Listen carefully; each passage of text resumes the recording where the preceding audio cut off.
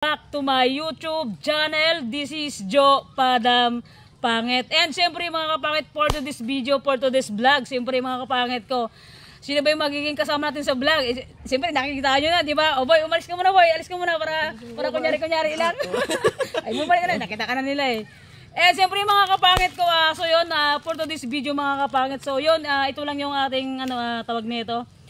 Snacks. Ito yung ating snacks mga kapangit, so lang kami ni Clifford ng dahil nga karating lang namin mga kapangit, galing kami ng palengke and sobrang hindi pa okay yung pakiramdam ko talaga. And siyempre kahit pa paano, dahil wala po akong upload kahapon and gusto ko pong i-update kayo sa sa vlog ko. So yun, nakita nyo naman talagang binu-voice out ko yung boses ko para lang marinig nyo, kasi talaga pag hindi ko mga kapat nilaksan yung boses ko, sobrang hina lang talaga and sobrang nangangati yung ating lalamunan. Ikaw boy, parang hi ka nga, hindi ka na sasalita. Ano pa? So yun mga kapatid, siyempre bago ang lahat, siyempre bago ang lahat, pasalamatan natin kay God yung yung snacks na nakaharap sa ating harapan. Siyempre si Clifford na yung ating ipag-pray mga kapatid. And siyempre gustong Ate Janet, shout out sa'yo. And siyempre gustong niya na nagpipray si Clifford dahil nga daw sobrang galing mag-pray, mabait. Mabait ka ba boy? Pagtulog. Siyempre mga kapangit, bago ang lahat, siyempre boy, alam nga naman na inumin natin to, hindi ka pa nag-pray. Start na tayo mag-pray. Let's pray.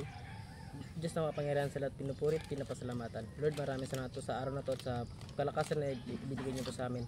At sa pag-ingat niyo, patuloy na pag-ingat niyo po sa amin sa araw. Naway, bigyan niyo po kayo ng biyaya na bibigay sa amin ng lakas.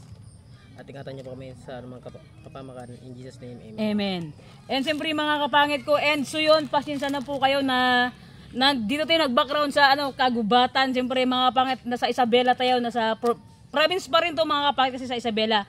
And sa Palawan, pa nagbablog kami, nakikita niyo yung background as in ganito lahat. And so yun, naghabol lang ako ng vlog ngayon mga kapangit para naman ma-update ko kayo sa araw-araw dahil nga wala tayong upload ng yung ating upload for today's video. So magtimpla muna tayo. O may laman niya na, baka sabihin nyo wala, sobrang init. Busag yung cameraman ko. Aray to. Alright. So yung mga kapangit, kahit may ang tawag niyan, kahit may problema tayo, hindi natin kailangan dibdibin yung problema, kahit gaano pa kasakit yung problema na dumadating sa atin. Hindi natin kailangan dibdibin mga kapit, kailangan natin maging malakas, di ba? Alright. Next naman, parang malakas ako boy Kailangan boy, malakas ako boy? Ay, parang wala akong kasama. Na nga to? Tabi-tabi na nga. Hindi na pala ako bilong dito. Sige. Pwede boy.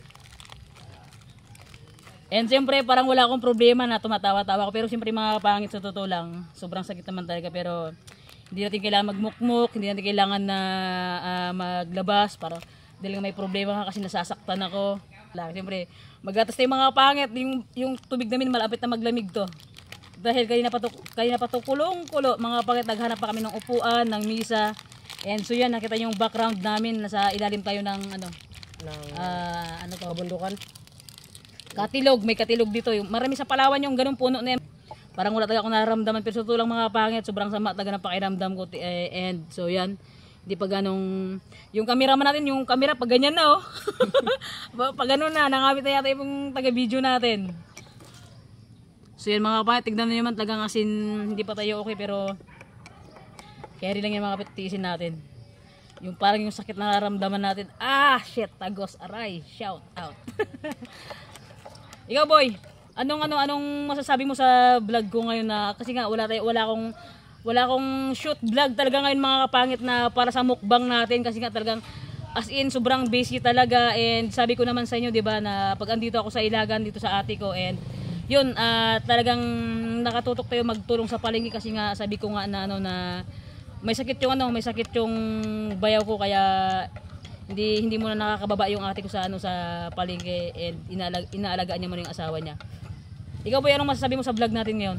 Kasi nga ilang days ng one day lang yata na wala akong upload, di ba? Ang masasabi ko lang sa Ayun boy, anong masasabi mo sa sa vlog natin kasi sobrang busy tayo. Masasabi ko lang talaga sa vlog natin boy, na sobrang busy talaga tayo, di na talaga natin kita sa palengke dahil sa inalagaan niya si Turo niya dahil may sakit. Masasabi ko lang talagang napanga mo ko boy dahil nga kahit na napakarami nating ginagawa, hindi ka pa rin nagpapatuloy ka pa rin sa pagbablog mo. Ayun ang masabi ko lang sa'yo. Alagaan mo yung sarili mo kasi pag hindi sabi mo sa viewers natin na talagang asin kumbaga yung halos 2 araw taga mga kapit na namamalat talaga ako. Ano sabi ko, naawa na lang ako kay Auntie Wasik, masabi ko talaga sabay, ingatan mo yung sarili mo. Huwag kang magpa-apekto sa mga nararamdaman mo ngayon. Magpatuloy ka lang. Dahil Ganun ba yun, boy?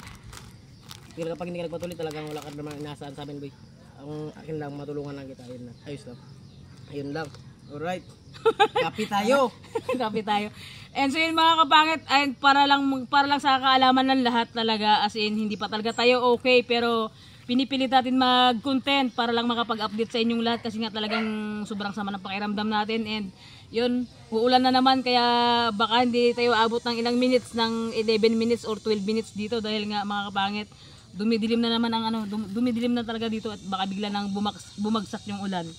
So yun, talagang sa mga sulit na sumusuporta sa akin, thank you so much po sa lahat, sa walang sawang pag suporta sa vlog na ginagawa ko. Katulad ngayon po, nag-update lang ako sa inyo mga kapangit kasi nga sobrang busy talaga. Kapi tayo. Kapit tayo. Sa malamig na panahon, sa mainit na panahon. Sa mga nilalamig dyan, magkape man lang kayo. And so yun mga kapangit, abang-abang lang kayo mga kapangit dahil isasama ko sa content ko isasama ko yung family ko sa content ko dito mga kapangit. Abangan nyo, isasama ko si Kuya Pads, si Ate Bing, si Kuya Ronnie or yung mga anak nila para mga kapangit, para naman makilala nyo sila sa vlog, kung sino-sino yung mga family ko dito sa sa Ilagan, sa Isabela mga kapangit, para makilala nyo sila and makita nyo sa vlog natin. Kasi pagka nasa Palawan na nagbo-vlog ako, sina-shoutout ko lang sila. Shoutout din kila Kuya, kila Mana, kila Kuya Pads, ingat kayo lagi. Ganun pong mga kapat yung shoutout ko sa kanila. Kaya ngayon, nandito tayo ngayon sa Ilagan. So yun, mayroon tayong sigurong time para magmukbang na kasama yung family ko para naman makita nyo kung sino-sino ba talaga at kung sino yung ate ko na tinutukoy ko na dito ako nag-stay nang matagal sa kanila. Kaya nakapundar ako sa Palawan ng bahay. Nakapundar ako ng mga baka sa kahumlat, nakapundar ako doon. Pero yun, naibenta ko na yung mga kapit kasi nagpagawa kasi ako ng bahay ko. Pero lahat yun mga kapangit, lahat yun nanggaling yun sa Isabela and pinagpaguran ko dito kila ate ko, kaya nakapagpundar ako ng ganon. So yun, gusto ko lang sabihin sa inyo na para makita nyo sila kung sino yung kapatid ko dito sa Ilagan na pinupuntahan ko, na dito ako tumagal. And mga kapangit, naghatid din ako dito ng 2 pamangkin ko ng anak din ng kuya kung talagang wala talagang kakayanan na talagang pag-aralin ng college sila. Kaya yun, kinuha sila ni Ate Bing, ni Bayaw ko na dito sila mag-aral ng college. Kasi nga yung isang kapatid ko dito nakapag-graduate na siya ng EDOC, and thanks kay God na pumasa sa board exam. Kaya yun, nung pag-graduate ng kapatid ko na isa, nag-decide din si Bayaw ko sa kasi ate ko na magkuha ulit ng 2 na pag-aralin nito ng college. Kaya yun yung dahilan na kung bakit na nandito ako ngayon sa Ilagan. And si Clifford, siyempre, baka nagtataka kayo kung bakit kasama ko siya, baka dito siya mag-aaral. Hindi, magsama sa akin pa uwi. So yun mga kapangit, si Clifford naman mga kapangit, sasama sa akin sa Palawan. So yun, siyempre thank you so much po sa nag-sponsor sa kanya ng pamasahe papuntang Isabela, Ilagan. So yun, kasi gusto ko rin talaga na makasama siya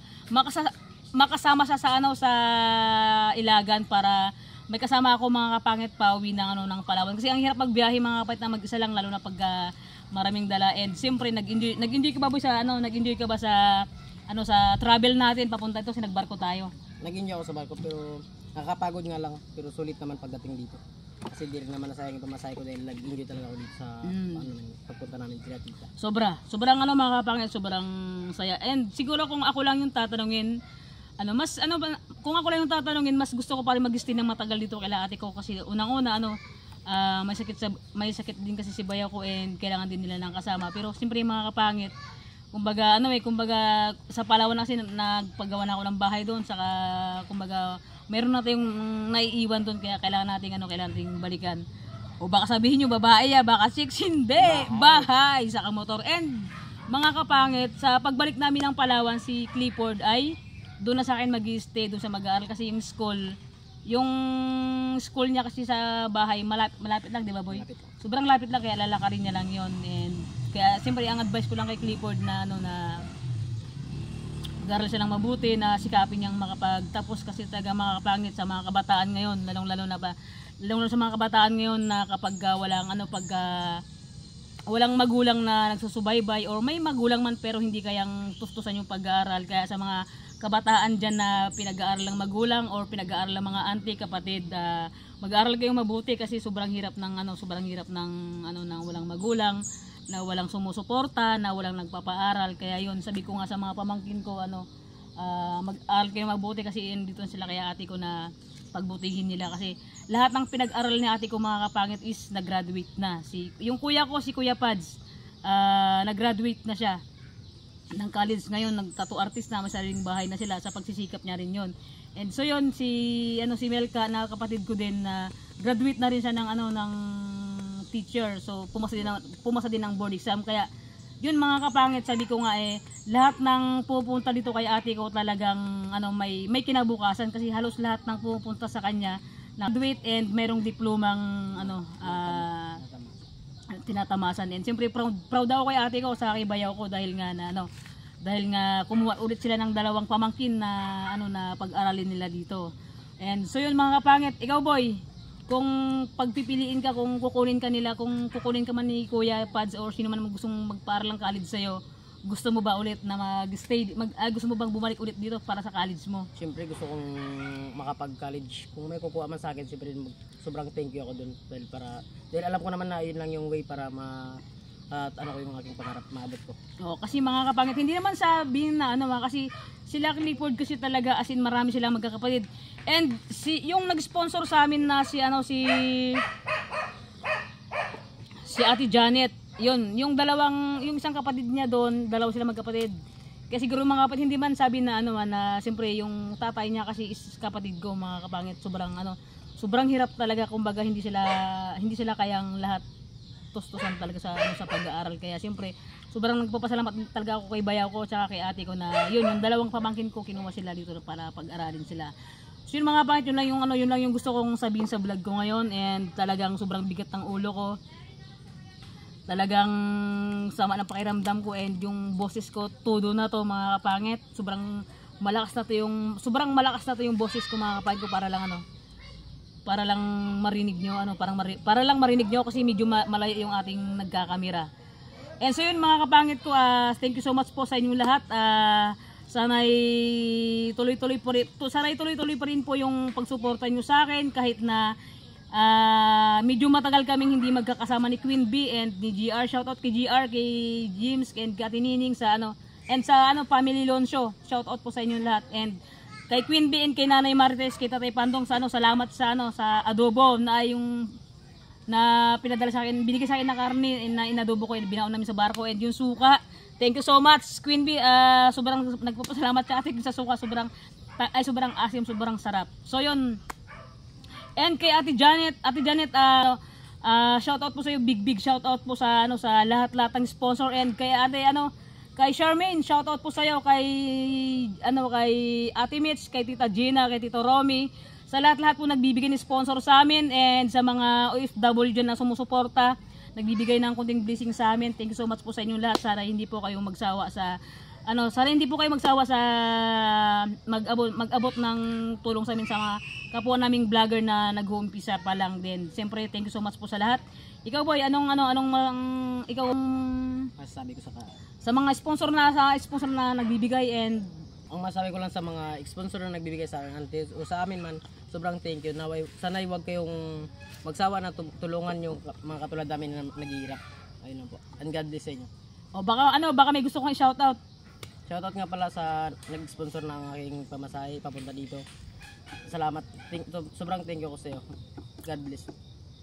So yun lang mga kapangit. So yun mga kapangit, mag-end na kami and paubos na rin and nilalamok na kami dito. Ang daming lamok. Diyos mo yung marimar. Dimon yung kuto. So yun mga kapangit.